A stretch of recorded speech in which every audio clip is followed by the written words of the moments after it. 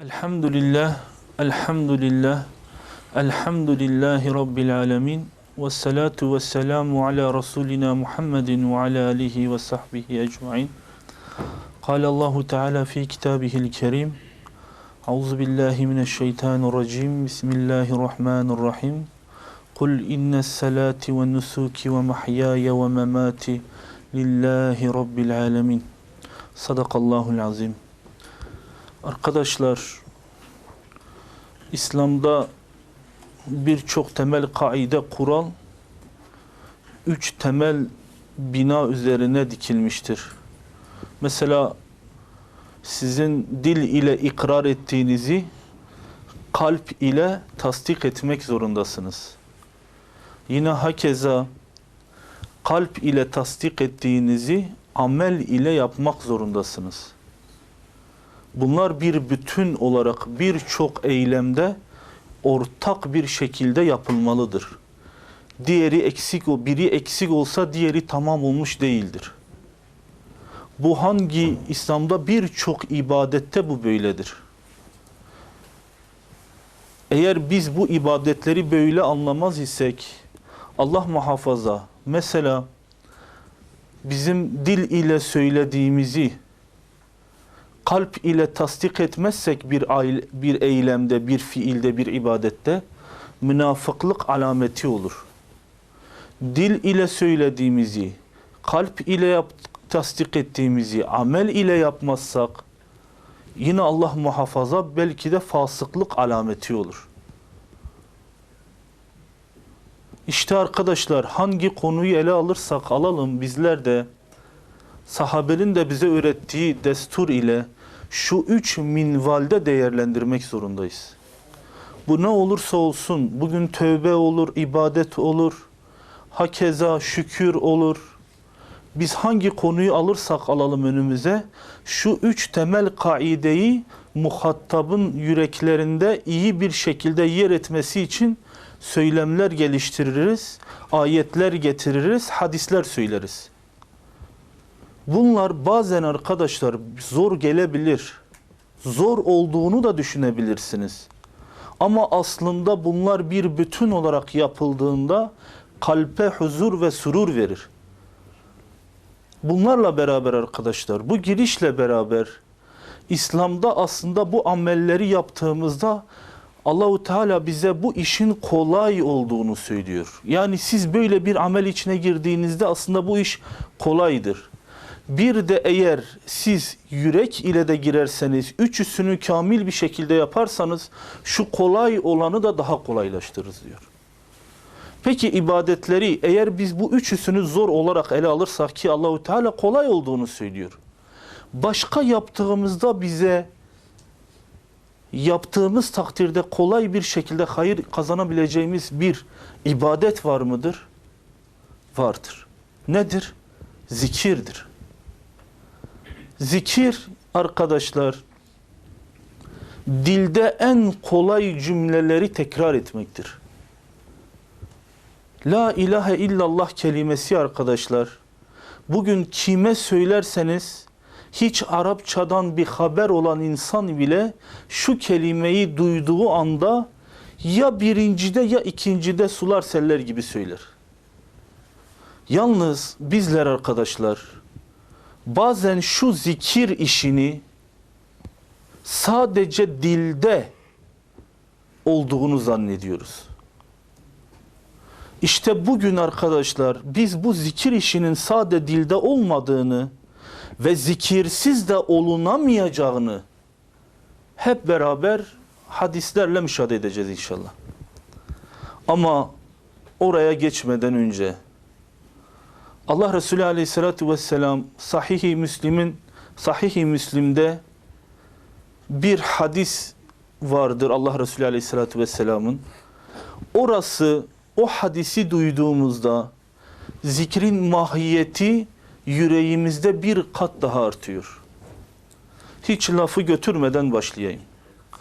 Allah Resulü Aleyhisselatü Vesselam diyor ki Allah'ın yeryüzünde gezen sayyara melekleri vardır.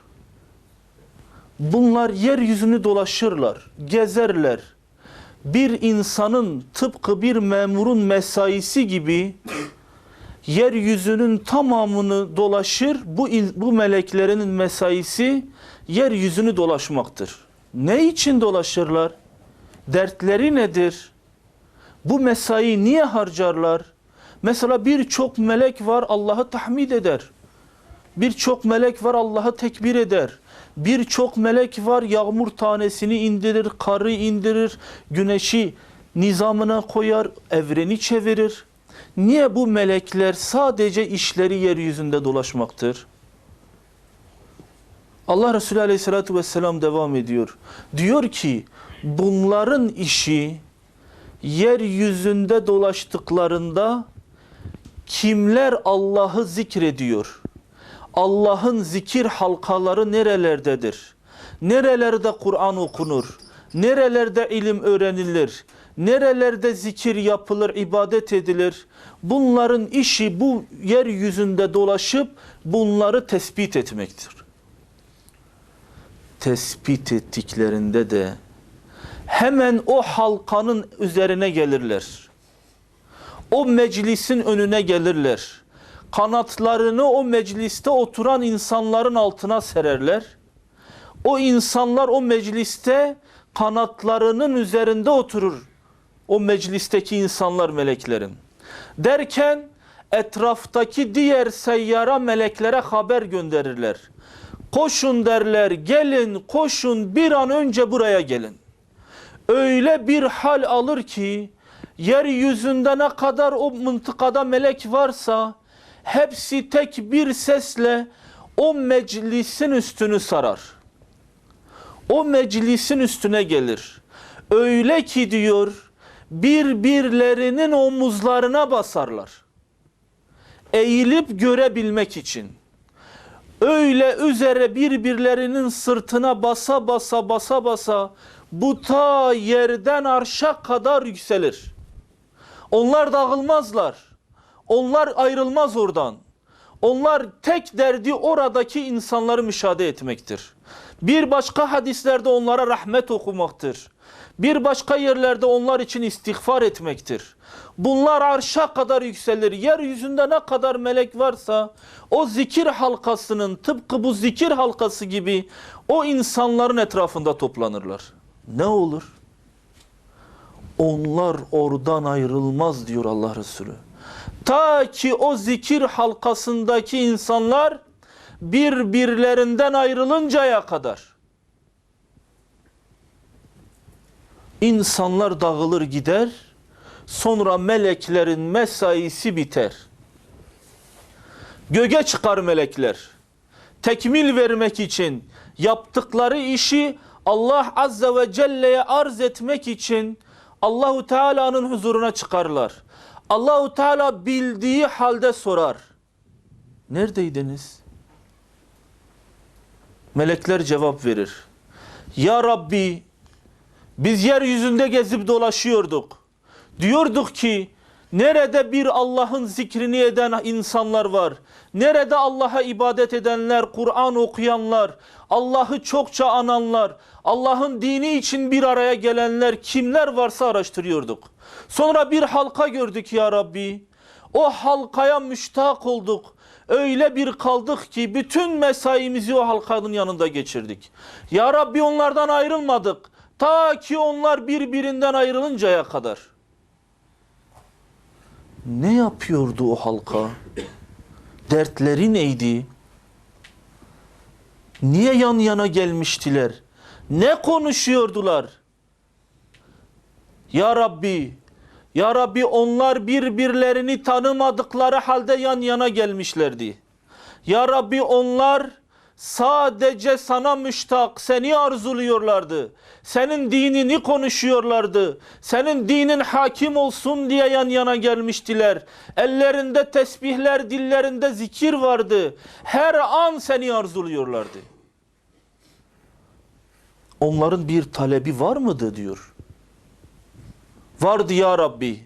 Sen daha iyi biliyorsun ki ya Rabbi vardı. Neydi? Ya Rabbi onlar senden cenneti istiyorlardı.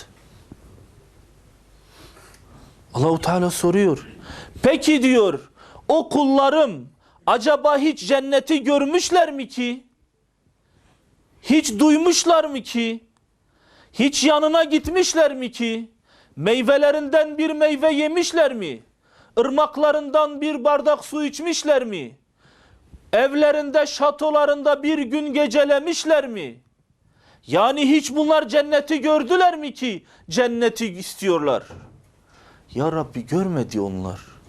Ama senin peygamberlerin anlattı. Senin kitapların anlattı. Onlar da cenneti arzu ediyorlar. Allahu Teala diyor. Ah bir görselerdi. Bir görselerdi var ya. Bir anlık bir görseydiler. O zaman onlar o halkalarını daha genişletecek. O zaman onlar o mesailerini daha da çoğaltacak. Belki gündüzler değil geceler bile o halkalarda kalmaları için zamanlar onlara yetmeyecek. Bir görseydiler. Peki diyor, onların korktuğu bir şey var mıydı? Onların sığınılması gerektiği bir şey var mıydı? Onların bir derdi var mıydı? Bir tasaları var mıydı? Bir kederleri var mıydı? Vardı ya Rabbi. Neydi? Onlar cehennemden sana sığınıyorlar ya Rabbi.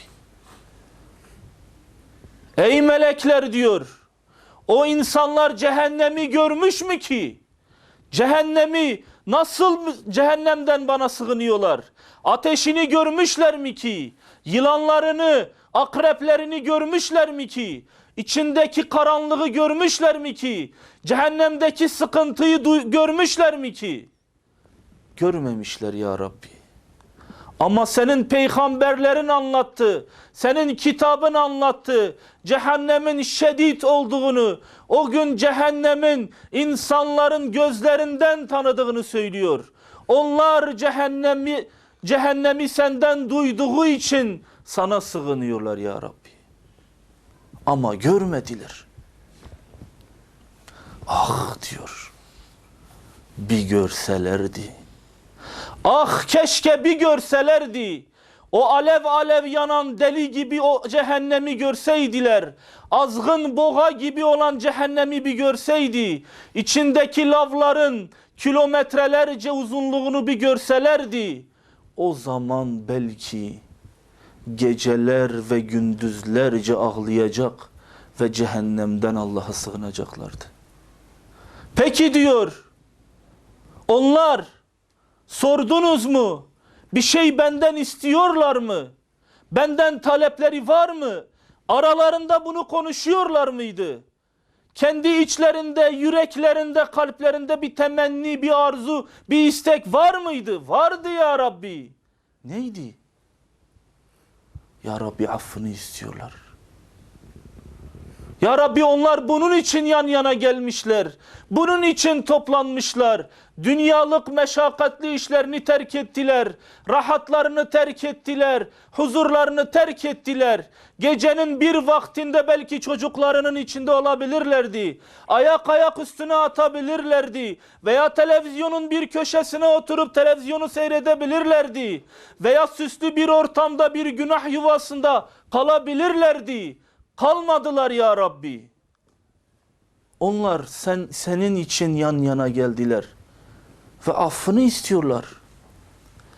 Ey melekler diyor, siz şahit olun. Onlar benden neyi istedilerse ben onlara tamamını verdim. Ve sizler de şahit olun ki o meclisteki olan insanların tamamını affettim diyor. Melekler bir ses çıkarıyor. Bir itiraz mahiyetinde bir şeyler söylüyorlar. Ya Rabbi, şüphesiz o halkadaki insanların hepsi iyi değiller. Ya Rabbi biz müşahede ettik. İçlerinden bazıları vardı. Aslında onların derdi o mecliste olmak değildi. Onların derdi o mecliste bulunmak değildi. Onlar bir arkadaşlarının vesilesiyle oraya gelmişlerdi. Bir bakalım orada ne konuşuluyor, onun için gelmişti. Veya başka bir gayrimeşru iş için gelmişti. Ama onun için gelmemişti ya Rabbi. Ya Rabbi bu adamların derdi orada bulunmak değil, seni zikretmek değil, cehennemde korktukları için oraya gelmediler, cenneti istedikleri için oraya gelmediler. Yani oradaki bazı insanlar affa layık değiller. Allah Azze ve Celle konuşuyor.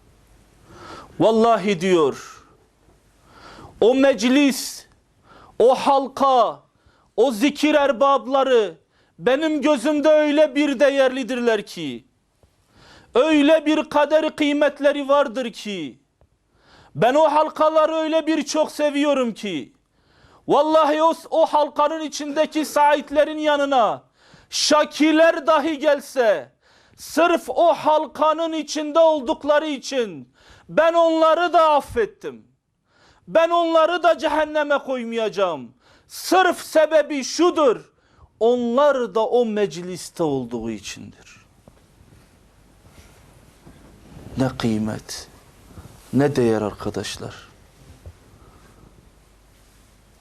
Anlıyor ashab, anlıyor, gerçekten anlıyor. Böyle halkaların değerini anlıyor. Zikir çekmenin ne olduğunu anlıyor.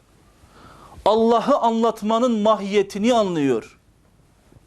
Her bulundukları ortamda onun için Allah'ı anlatıyorlar. Ticaret yapsalar Allah'ı zikrediyorlar. Evlenseler gerdek gecelerinde Allah'ı zikrederler. Arkadaşlık kuruyorlar, Allah'ı zikrediyorlar. Ve ne halde olurlarsa olsun, dillerinde asla zikirden gayrı bir cümle dökülmüyor. Her vaziyette bu hal ile devam ediyorlar. Anlıyorlar. Allah Resulü Aleyhisselatü Vesselam diyor ki, bir gün gelecek, kıyamet günü bütün ikramını bir kabilenin, bir taifenin, bir kesimin üstüne yağdıracak. Sahabeler soruyor. Ya Resulallah diyor, o halka, o kimlerdir? O halkalar o kadar değerli olan kimlerdir? Vallahi diyor, kıyamet günü var ya, Allah bütün izzet ve celaliyle, kerem ve lütfuyla bazı insanlara yağdıracak. Onlar da kimlerdir biliyor musunuz?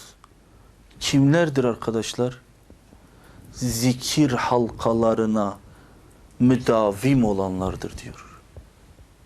Duyuyor. Nerede bir konferans var? Nerede bir seminer var? Nerede bir toplantı var? Ve bu Allah'tan bahsediyorsa, onun kitabından bahsediyorsa, onun peygamberinden bahsediyorsa, elindeki tesbih ile, dilindeki zikir ile o zikir halkalarına koşuyor. İşte böylelerine var ya diyor, Allah-u Teala verecek de verecek. O gün Allah cömertliğini en çok bu insanların üstünde gösterecek. Bazı insanlar var arkadaşlar, ne olursa olsun elindeki tesbih dilinde zirayet etmiyor. Veya arkadaşlar, bir güne bir gün bırakın namazdan sonralarını, bir güne bir gün dilinde Allah Resulü Aleyhisselatü Vesselam'ın virt edindiği zikirlerden herhangi bir şey çekmiyor. Niye çekmiyor? Vallahi işte diğer ibadetleri yapıyoruz da zikir çekmiyoruz. O insan zikri terk ettiğini zannediyor. Öyle midir? O kişi zikri terk etmiş midir? Hayır vallahi. Kesinlikle arkadaşlar şunu çok iyi bilin.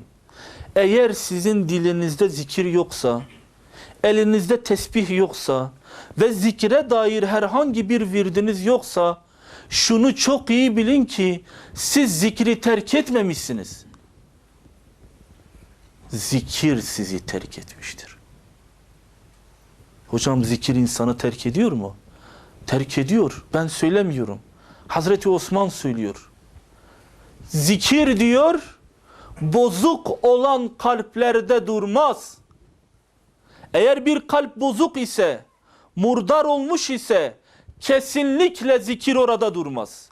Ve durmamalıdır da. Bize düşen arkadaşlar, zikri hayatımızın her alanına bila istisna yerleştirmektir. Peki bana deseniz ki hocam, tek kelime ile zikri anlat.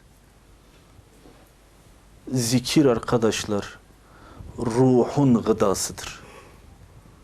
Bakın iyi dinleyin. Müzik ruhun gıdası değil. Zikirdir ruhun gıdası. Allahu Teala söylüyor ayeti kerimede. Kalpler ancak Allah'ı zikretmekle mutmain olur. Allah'ı anmakla mutmain olur.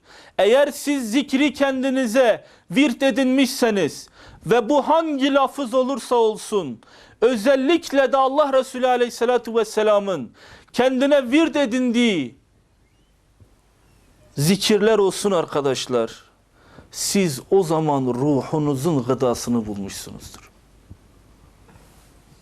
Bakın arkadaşlar, zikir çeken insanlar evrenin dilini, evrenin parolasını çözmüş demektir. Nasıl evrenin dili? Siz eğer arkadaşlar zikir çekmek gibi bir hassasiyetiniz varsa, o zaman sizler evrenin parolasını çözmüşsünüzdür. Allah Resulü Aleyhisselatü Vesselam diyor, bir bedevi geliyor, bir karınca yuvasını yaktığını söylüyor. Karınca yuvası diyor. Bir yerde çölde oturuyordum, karınca gelip beni ısırdı. Ben de diyor dayanamadım, aldım elime ateşi, o yuvanın tamamını yaktım diyor. Allah Resulü ona bir şey diyor. Hiçbir mahluk yakılarak öldürülmemelidir diyor. Özellikle de diyor karınca, çünkü karınca Allah'ın zikrini söyler diyor.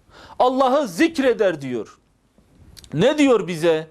Eğer sizler Allah'ı zikrederseniz, yeryüzünde yaratılmış olan bütün mahlukat ile bir seviyeye gelirsiniz. Yani sizler yeryüzündeki mahlukat ile aynı takımın oyuncusu, aynı ordunun askeri gibi olursunuz. Karıncanın işi bizim bildiğimiz gibi sadece çalışmak değildir. Ve evrendeki birçok mahlukun işi sadece insana hizmet değildir. İnsana hizmet etmekle beraber aynı zamanda Allah'a da zikreder. Gerçekten bazen bazı kavramlar vardır, bazı ibadetler vardır. Ne söylersek söyleyelim ve ne kadar söylersek de söyleyelim, gerçek anlamda değerini, kıymetini ifade edemiyoruz. Ve bizler de bazen kolaya kaçmayı da sevdiğimiz için kolay olanı sürekli tercih ediyoruz. Aslında zikrin de kendince yüklediği bir ağırlık vardır. Eğer o ağırlığı taşıyamıyorsa kişi, o ağırlığın altında da ezilebilir. Mesela sahabe hayatına baktığımızda, Allah Resulü Aleyhisselatü Vesselam'ın hayatına baktığımızda, bunlar günlük işleriyle beraber, İslam'a harcadıkları mesaiyle beraber ve her zaman da boş kaldıkları anda bu zikirleri çekmişlerdir. Yani mesela yolda yürümüşler, bu zikirleri çekmişler. Ayet-i kerime neden bahsediyor biliyor musunuz? Müminlere şöyle olun diyor aslında. Onlar diyor ayaktayken, oturur iken ve yanları üzerine yatar iken Allah'ı zikreder diyor ayet-i kerime. Yani sizin hangi halde olursanız olun, hangi durumda olursanız olun, kesinlikle sizin zikri kendinize dert edinmeniz lazım diyor. Yani ben zikir çekemiyorum gibi bir mazereti Allah-u Teala tamamıyla önünü kapatmıştır. Mesela zikir mevzusuna baktığımızda hadis kitapları ne diyor biliyor musunuz? Açın mesela Sahih-i Müslim'in zikir bölümüne, zikir, dua, tövbe, istiğfar bölümüne girin. Hemen oradaki hadislerin içinde bir hadis çıkar. Der ki insanın mahşer günü en çok kendini hayıfladığı zaman hangi zamandır biliyor musunuz? Allah-u Teala, teşbihde hata olmaz inşallah, bir sinevizyon gibi insanın yaptığını insana gösterecek. Hani bir televizyon gibi insana yeryüzünde harcadığı bütün mesaiyi an be an gösterecek. En çok diyor hayıflandığı an. Adam oturmuş, melayani işlerle uğraşıyor. Boş işlerle uğraşıyor. Veya hiçbir şey yapmıyor. Televizyon üzerine durmuş, ayak üstüne atmış. O anda diyor, kendi oradaki o görüntüsüne, o mazisine seslenecek. Yahu diyecek, kalksana. Yahu bir şeyler yapsana. Sen ne oturuyorsun? Ne duruyorsun? Ya bir zikir çek. Bak zikri çekenler hayrın tamamını aldı. Ya bir kalk. Kendi mazideki görüntüsüne bakıp hayıflanacak diyor. İşte arkadaşlar, o keşkelerin birbiri ardına tekrar ettiği gün gelmeden önce eğer zikir gibi gerçekten kolay olan bir ibadeti biz yapamıyorsak arkadaşlar, biz şimdiden kendi halimize hayıflansak iyidir. Biri bazen şöyle bir algının içine de girebilir arkadaşlar. Mesela adam ömrünün tamamını cihat ile geçirmiş. Orada İslam'a saldırıyorlar, burada İslam'a saldırıyor, şurada İslam'a saldırıyorlar. Adam zikir namına bir şey çekmemiş olabilir. Veya ilim adına ne varsa adam yalayıp yutuyor. Hepsini, nerede bir ilim meclisi varsa kitap elinde dizlerini kırmış bir alimin önünde ilim alıyor. Ve sadece ilimle uğraşıyor. Peki bu adam zikir çekmeli midir? Tabii ki çekecek. Mutlak bir şekilde çekecek. Hatta öyle ki arkadaşlar, bir kişi cesur olabilir. Kuvvetli olabilir. Heybetli olabilir. Ve bu cesaretini, bu heybetini, bu kuvvetinin tamamını da İslam adına da harcayabilir. Her yerde kendini gösterebilir. Zalimler onun yanında köşe bucak kaçabilir. Münkerat onun yanından köşe bucak kaçabilir. Ve bu güç kuvvetiyle beraber arkadaşlar, o İslam'a yaptığı hizmetiyle beraber, eğer şu şahsın dilinde, eğer şu zikir olmaz ise, la havle ve la kuvvete illa billahi aliyyul azim demiyorsa arkadaşlar, onun o kuvvetinde de, o işinde de, o amelinde de bir noksanlık vardır, bir ayağı sakattır. Mutlak bir şekilde bu zikir onun ağzında virt olmalıdır. Ya Rabbi kuvvet de kudret de ancak sendendir demelidir. Amel ile söylediğini dil ile ikrar edip kalp ile tasdik etmelidir. Adam istediği kadar bunu söylesin ama İslam bizden bunu istiyor arkadaşlar. Arkadaşlar kişi alim olabilir, zeki de olabilir, bilge de olabilir ve bunların tamamını da arkadaşlar İslam'a da harcayabilir. Her yerde konferanslar düzenleyebilir. Her yerde ilim meclislerine girebilir. Fıkhi fetvalar verebilir. Ve ne olursa olsun ve bu İslam için yaptığı bütün şeylerle beraber ama mutlak bir şekilde dilinde şu ayetten bir parça olmalıdır. قَالُوا سُبْحَانَكَ لَا عِلْمَ لَنَا إِلَّا مَا عَلَّمْتَنَا اِنَّكَ أَنْتَ الْعَلِيمُ الْحَكِيمُ. Bunu diyecek, söyleyecek, teslim olacak, anlayacak ve anlatacak. Diyecek ki ya Rabbi şu verdiğin ilimde benim payım yok. Sen bana neyi öğretmiş isen ancak ben onu söyler, onu anlatırım. Ve en çok da ya Rabbi bu ilme benim ihtiyacım var.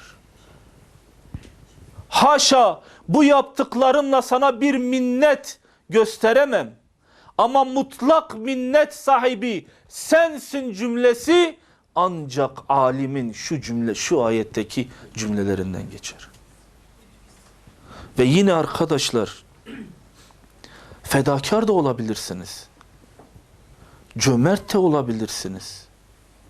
Zenginliğinizin tamamını, size verilen nimetin tamamını İslam adına da harcayabilirsiniz. Ve bu yaptığınız ilmi, bu yaptığınız fedakarlığı, bu yaptığınız cömertliği yaparken de birçok kişi de size bu işin doğru olduğunu da söyleyebilir. Ama bunu yaptığınızda arkadaşlar dilinizden zikir eksik olmayacak.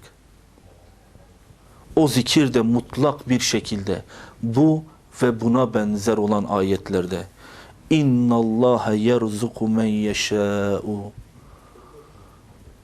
bi gayri hisab. Allah dilediğine hesapsız verir. Tamam, bana vermiş. Bana mal vermiş, ben de bunu dağıtıyorum.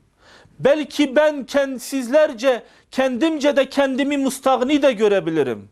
Ama kesinlikle mutlak bir şekilde her şeyden müstahni olan Allah'tır. O dilediğine hesapsız verir. Böyle söylendiği takdirde arkadaşlar, belki de o zaman kamil bir şekilde zikrin de, ilmin de, cömertliğin de, fedakarlığın da hakkını vermiş oluruz. Muaz İbni Enes radıyallahu anhu anlatıyor. Diyor ki, Allah Resulü aleyhissalatu vesselama sordum. Dedim ki ya Resulallah, cihatlar içinde, mücahitler içinde acaba en eftal, en değerli, en güzel, Allah katında da en makbul cihat hangi cihattır? Sordum diyor. Yani şimdi ben cihat yapıyorum, ben mücahidim ama Allah katında en kamil cihat hangi cihattır? Allah Resulü aleyhissalatü vesselam diyor. Diyor ki zikrini çoğaltan mücahidin cihadıdır. Değere bak. 2 kişi cihat ediyor. Bu mücahitlerin kalitesinin daha kaliteli olduğunu da, renginin daha güzel olduğunu da zikir belirler. Eğer siz cihat gibi bir amel dahi yapıyorsanız, sizin dilinizden zikir düşmemelidir diyor. Öyle yaptığınız takdirde kimin için yaptığınız belli olacak. Devam ediyor. Diyor ki ben sordum, dedim ki ya Resulallah, peki bu iş içinde cömertliği en çok, hayrı en çok olan hangisidir? Bir mal vereceğim. Bir malda tasaddukta bulunacağım. Hangisi daha eftaldır? 2 kişi bir mal veriyor ve bu malların kıyasını yaptığımda hangi insanın malının daha kıymetli olduğunu, değerinin daha çok olduğu belli olacak. Allah Resulü aleyhissalatü vesselam kimin zikri çok ise onun malı daha kıymetlidir diyor. Sonra diyor ben uzattım. Peki ya Resulallah namaz için ne dersin? Kimin zikri çok ise. Oruç için, hac için Allah Resulüne bunları sayıyor. İbadetleri devamına sayıyor. En sonda Allah Resulü ona ne diyor? Kimin zikri çok ise arkadaşlar, onun ibadeti en eftal olandır diyor. Bu sözü Hazreti Ebubekir ve Hazreti Ömer de duyuyor. Şimdi Hazreti Ebubekir dönüyor Hazreti Ömer'e. Diyor ki ey Ebu Hafsa, vallahi diyor zikir çekenler hayrın tamamını aldı. Yani bize bir şey kalmadı. Allah Resulü bu sözü diyor. Onlara mukabele ederken lebbeyk diyor. Yani onlara demiyor ya tamam üzülmeyin. Bir şey olmaz. Ama siz de cihad ediyorsunuz. Siz de yanımdasınız. Siz de benimle berabersiniz. Hayır diyor. Doğru söylüyorsun. Onlar hayrın tamamını aldı. Arkadaşlar zaten zikirden anlamamız gereken de budur. Kişi ben İslam için gecemi gündüzüme katıyorum. Ben her yerde İslam adına söz söylüyorum diye yapabilirsin. Diyebilirsin. Malımı dağıtıyorum. Her yerde İslam için mal harcıyorum. Hatta kendi çocuklarıma vermiyorum. Bana rızık olarak verilenden infak ediyorum. Verebilirsin. Ama sen kaliteni zikir ile çoğaltacaksın. Eğer senin şu dilinde tesbih yoksa, eğer senin şu dilinde tahmid yoksa, eğer senin şu dilinde tekbir yoksa, o zaman senin verdiğin maldaki Allah muhafaza belki ihlas da kaybolacak. Sen bunları verirken bile Allah'a teşekkür ederek verdiğinde ve bunun zikrini yaptığında, tesbihini yaptığında kamil bir şekilde zikrini yapacak. O zaman ibadet yerli yerine oturacaktır. Onu ifşa ederken kendi nefsine edeceksin. Bak diyeceksin, ilim öğreniyorsun, ilmi veren Allah'tır. Bak mal veriyorsun, Sübhan olan, her şeyden münezzeh olan Allah'tır. Bak kuvvetlisin sen, güçlüsün sen, İslam için harcıyorsun. Gerçek kuvvet ve kudret Allah'ındır. Ancak böyle olabilir arkadaşlar. Eğer arkadaşlar böyle olmazsa ne olur? Farz edelim adam ibadet için çalışıyor, İslam için çalışıyor, ibadet ediyor ama zikir yok. Biz ona ne diyebiliriz? Eğer bir kalıp bulabilirsek, eğer bir kalıba o cümleyi kurabilirsek, yaptığı bütün işi koyabilirsek ne diyebiliriz? Zikirsiz fikir deriz ona. Bu adamın fikri var ama zikri yok. Ya peki bu adam zikir çekiyorsa ve herhangi bir fikri yoksa, sadece İslam'ı elindeki tesbihten başka hiçbir şey bilmiyorsa ne olacak? Eğer onu da bir kalıba koymamız gerekirse, zikir var, fikir yok. Ne fikirsiz zikir arkadaşlar, ne zikirsiz fikir, ikisi de arkadaşlar kamil bir şekilde İslam'a hizmet değildir. Eğer bu ikisine de bir cümleyle söylememiz gerekirse, fikir bir kılıçtır, zikir ise bir kılıftır. Fikir taşıyan eğer zikirsiz taşıyorsa, o kılıç en çok ona zarar verir. Eğer sadece kılıf taşıyorsa, düşmanlara en önce hedef o olur. Üzerinde cübbe, başında sarık, en güzel şekilde İslam'ı temsil ediyor. Elinde 99'luk tesbih ve önünde bir münkerat var. Önünde İslam'a saldırı var. Önünde her türlü çirkeflik var. Adamın dilinde ya hafız, ya hafız, ya hafız, ya hafız, ya hafız diye zikir var. Ya be güzel kardeşim, Allah seni affetsin. Ya hafız dediğin dilde elinde muhafız olsun. Sen eğer dilin ya hafız çekiyorsa elinde muhafız olsun. O zaman sen sadece o dinin kılıfını taşıyorsun. Dilinde söylediğini ona da göster. Söyleyecek, yaşatacaksın. Ne güzel bak İslam'ın en güzel sembollerini taşıyorsun. Her halinle görenler seni zakir olduğunu söylüyor. Ama sadece zikri dile has kılmayacaksın. Sessiz zikir dilde, sesli zikir eldedir. Bizler arkadaşlar,